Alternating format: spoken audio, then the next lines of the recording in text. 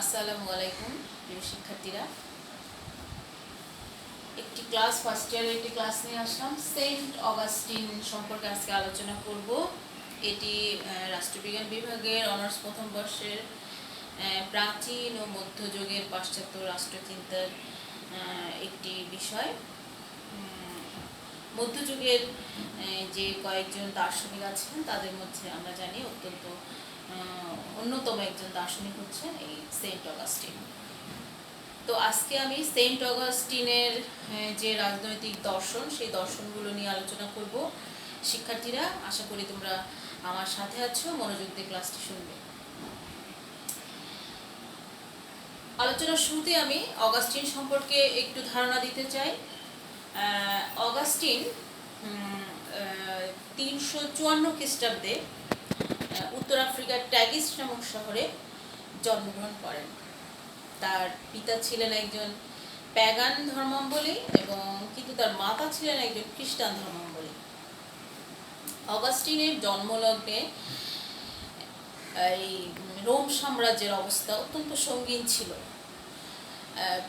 উত্তরাঞ্চলের বর্বর বাহিনীর দ্বারা এই রোম সাম্রাজ্য পতনের সম্মুখীন হয়। এছাড়া কিছু অ্যালারিক ও গোথ দস্যুদের দ্বারাও 410 খ্রিস্টাব্দের দিকে এই পাশ্চাত্যের রোম সাম্রাজ্য একেবারে নিঃশেষে লুণ্ঠিত হয়ে যায়। তো এ সময় এই রোম সাম্রাজ্যের যখন এই রকম সংকীর্ণ অবস্থা, তখন খ্রিস্টান ধর্ম এক চ্যালেঞ্জের মুখোমুখি হয়ে পড়ে। কেননা প্যাগান অধিবাসীগণ এই রোম সাম্রাজ্যের পতনের জন্য খ্রিস্টান ধর্মকে দায়ী করেন। অগাস্টিন ঠিক সে সময় এই খ্রিস্টান ধর্মকে তার এই চ্যালেঞ্জের হাত থেকে তার নিজের দক্ষতা দিয়ে, নিজের প্রচেষ্টা দিয়ে তিনি রোম খ্রিস্টান ধর্মকে তার এই চ্যালেঞ্জের হাত থেকে রক্ষা করেন। তার আসন্ন এই খ্রিস্টান ধর্মের আসন্ন বিপদ থেকে তিনি রক্ষা করেন। সেন্ট অগাস্টিনের যে উল্লেখযোগ্য কিছু বই আছে, তার মধ্যে সবচেয়ে উল্লেখযোগ্য যেটি গুরুত্বপূর্ণ বইটি হচ্ছে দ্য সিটি অফ গড।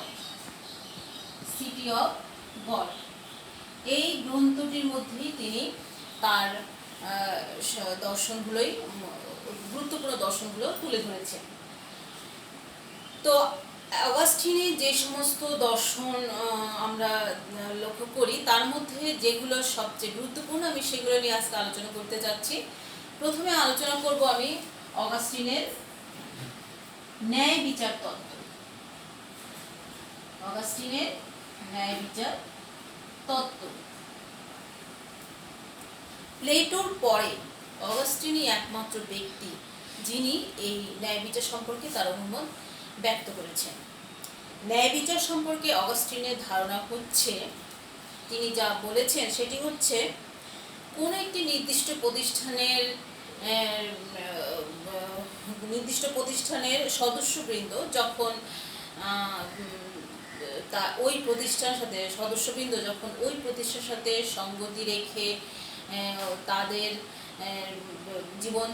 জীবন ধারণ নিয়ন্ত্রণ করেন এবং প্রতিষ্ঠান কর্তৃক আরোপিত সকল দায়িত্ব কর্তব্য নিষ্ঠার সাথে পালন করেন, তখন সেই প্রতিষ্ঠানে ন্যায় বিচার প্রতিষ্ঠিত হয়েছে বলে ধারণা করা হয়। অগাস্টিন বলছেন যে এ ধরনের ন্যায় বিচার কখনোই এই ন্যায় বিচার কখনোই প্রতিষ্ঠিত হয়েছে সেটা মানে স্বর্গরাজ্যের বৈশিষ্ট্য। ন্যায় বিচার হচ্ছে স্বর্গরাজ্যের বৈশিষ্ট্য। পার্থিব রাষ্ট্রে ন্যায় বিচার প্রতিষ্ঠা করা সম্ভব নয়। একমাত্র স্বর্গরাজ্যেই এই ন্যায় বিচার প্রতিষ্ঠা করা সম্ভব। শুধু তাই নয়, অগাস্টিন বলছেন যে খ্রিস্টান ধর্মে খ্রিস্টের জন্মের পূর্বে যে সকল রাষ্ট্রের জন্ম হয়েছে সে সমস্ত রাষ্ট্রে এই ন্যায় বিচার প্রতিষ্ঠা করা সম্ভব নয়। শুধুমাত্র খ্রিস্টান রাষ্ট্রে ন্যায় বিচার প্রতিষ্ঠা করা সম্ভব।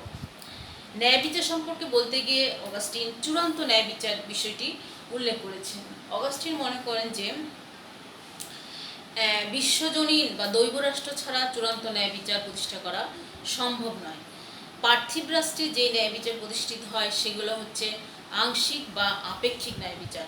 অর্থাৎ তিনি বলছেন যে একটি প্রতিষ্ঠানের সদস্যবৃন্দ তাদের নিজে তাদের সেই প্রতিষ্ঠানের সাথে সঙ্গ থেকে তাদের জীবনধারা নিয়ন্ত্রণ করলেই চূড়ান্ত ন্যায় বিচার হবে না, সেটা হবে আংশিক বা আঞ্চলিক। উদাহরণস্বরূপ তিনি বলছেন যে একটি পরিবারের সদস্য হিসেবে যখন সেই পরিবারের সদস্যবৃন্দ সেই পরিবারের সকল নিয়ম কানুন নিয়ম নীতি যথাযথভাবে পালন করেন এবং পরিবারের প্রতি তার দায়িত্ব কর্তব্যগুলো সুষ্ঠুভাবে পালন করেন, তাহলে সেই পরিবারের মধ্যে ন্যায় নীতি প্রতিষ্ঠিত হয়েছে বলে ধারণা করা হয়।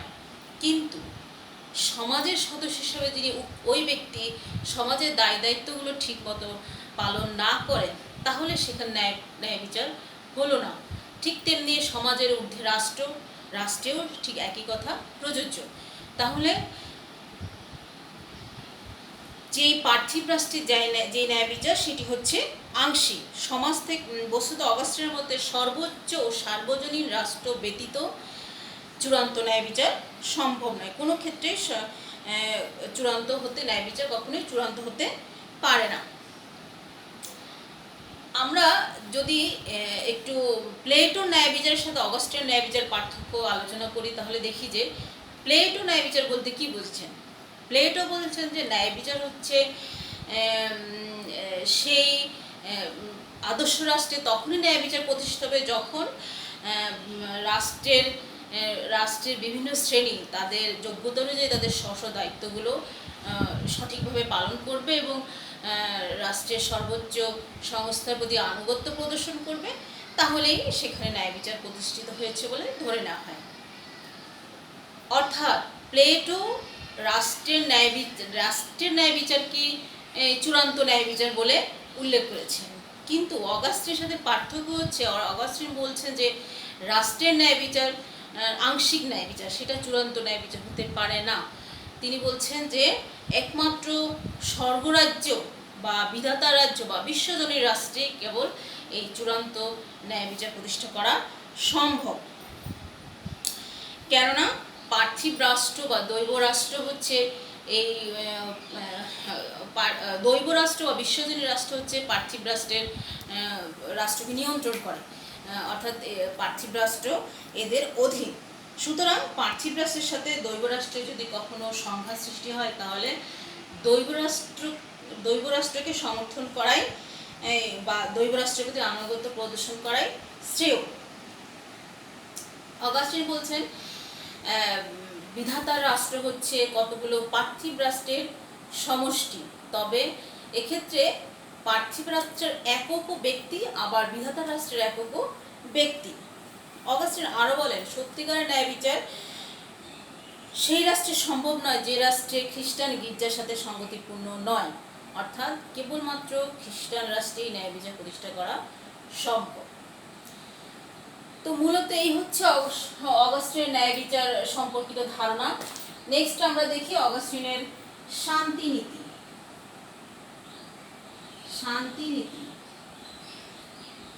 অগাস্টিন শান্তিনীতি সম্পর্কেও তার অভিমত ব্যক্ত করেছেন।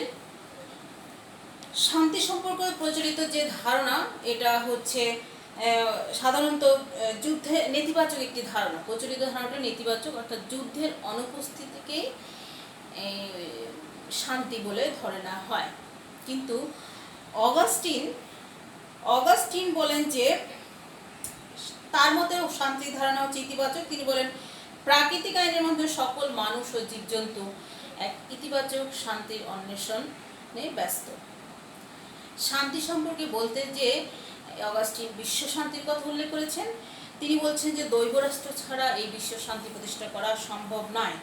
পার্থিব রাষ্ট্রের যে শান্তি সেটা হচ্ছে আংশিক শান্তি বা আঞ্চলিক শান্তি, সেখানে কখনোই পরিপূর্ণ শান্তি বা বিশ্ব শান্তি প্রতিষ্ঠা করা সম্ভব নয়, কারণ এসব রাষ্ট্র একান্তভাবে আত্মস্বার্থের মাধ্যমে প্রতিষ্ঠিত। এসব পার্থিব রাষ্ট্রের মূল লক্ষ্য হচ্ছে রাষ্ট্রের ক্ষমতা দখল করা। সুতরাং এসব রাষ্ট্রে কখনোই শান্তি প্রতিষ্ঠা করা সম্ভব নয়। অপরদিকে বিশ্বজনীন রাষ্ট্রের সদস্যরা তারা নিজেদেরকে যতটুকু ভালোবাসে অন্যদেরও ততটুকুই ভালোবাসে। তিনি বলেন যে প্যাগান রাষ্ট্রে কখনোই পরিপূর্ণ শান্তি থাকতে পারে না। তিনি আরও বলেন প্রকৃত শাসক রাষ্ট্রের সবসময় যুদ্ধ করে, শান্তির জন্য যুদ্ধ করে, যুদ্ধের জন্য শান্তি নয়। তিনি আরও বলেন, পৃথিবীর সকল রাষ্ট্র যদি পূর্ণাঙ্গ রাষ্ট্রে পরিণত হয় তবে যুদ্ধ বলে কোনো জিনিস থাকে না।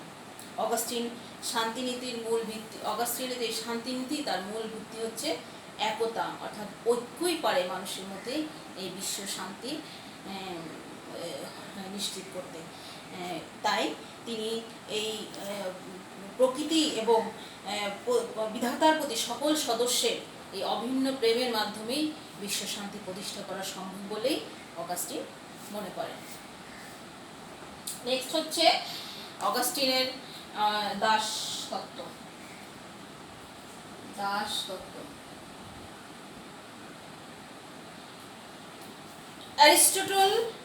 অগাস্টিন অ্যারিস্টটলের মতো দাস প্রথাকে সমর্থন করেছেন। অ্যারিস্টটলের মতে দাস হচ্ছে প্রকৃতির বিধান, অর্থাৎ সৃষ্টিকর্তা কিছু মানুষকে প্রকৃতিগতভাবেই দাস হিসেবে জন্ম দিয়েছেন। তাদের যেহেতু কোনো যোগ্যতা নাই, তাদের শাসন করার ক্ষমতা নাই, তাই তারা শাসিত হবে, তারা দাস। কিন্তু অগাস্টিন বলছেন যে বিধাতা সকল মানুষকে সমানভাবে সৃষ্টি করেন, অর্থাৎ সকলের প্রতি বিধাতার বা সৃষ্টিকর্তার ঈশ্বরের সকল মানুষের প্রতি তাদের সকলের উপর ঈশ্বরের অনুগ্রহ সমানভাবে বর্ষিত হয়, এতে কোনো ভেদাভেদ নাই। তারপরেও তিনি রাষ্ট্রের মধ্যে দাস প্রথার অস্তিত্ব স্বীকার করেছেন। অগাস্টিন মনে করেন যে দাসত্ব মানুষের পাপের ফল অবশ্যম্ভাবী। ফলশ্রুতিতে এই দাস প্রথা, তিনি মনে করছেন যে দাস প্রথা মানুষের পাপ থেকে উচ্চারিত, অর্থাৎ মানুষের রাষ্ট্র যেমন রাষ্ট্রের মতো দাসত্ব মানুষের পাপের ফলে সৃষ্টি হয়েছে। দাসদের ভাগ্য তাদের পাপের মাসুল স্বরূপ। অর্থাৎ তিনি এই পাপ কথাটিকে যে অর্থে ব্যবহার করতে চেয়েছেন, সমালোচকরা আবার এটি সমালোচনাও করেছেন। অগাস্টিন বলতে চেয়েছেন যে আদমের পতনজনিত কারণে দাস প্রথার সৃষ্টি হয়েছে। সমালোচকরা বলছেন যে যদি আদমের পতনজনিত কারণে দাস প্রথার সৃষ্টি হয়ে থাকে তাহলে পৃথিবীর সকল মানুষই দাসত্ব গ্রহণ করা উচিত বা দাস হওয়া উচিত ছিল। সে দৃষ্টিকোণ থেকে সকল মানবজাতি দাস, কিন্তু বাস্তবে আমরা সেরকম দেখছি না। নেক্সট হচ্ছে সম্পত্তির ধারণা। অগাস্টিনের সম্পত্তি তত্ত্ব।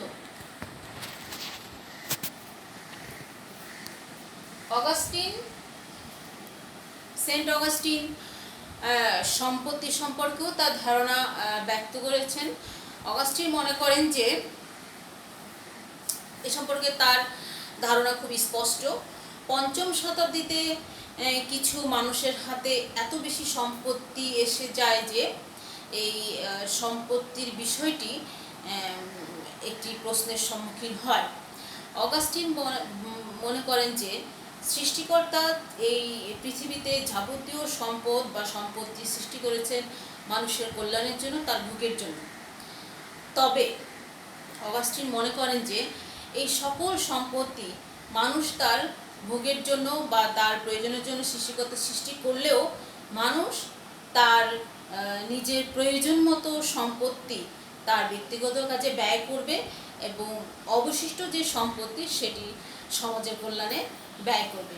এখানে এই উল্লেখযোগ্য যে বিষয়টি সেটি হচ্ছে অগাস্টিন এই প্রয়োজন মতো কথাটির উপরে অত্যন্ত জোর দিয়েছেন, অর্থাৎ রাষ্ট্রের সম্পত্তি যথাযথভাবে ব্যবহার করা আর এখতিয়ার নাই।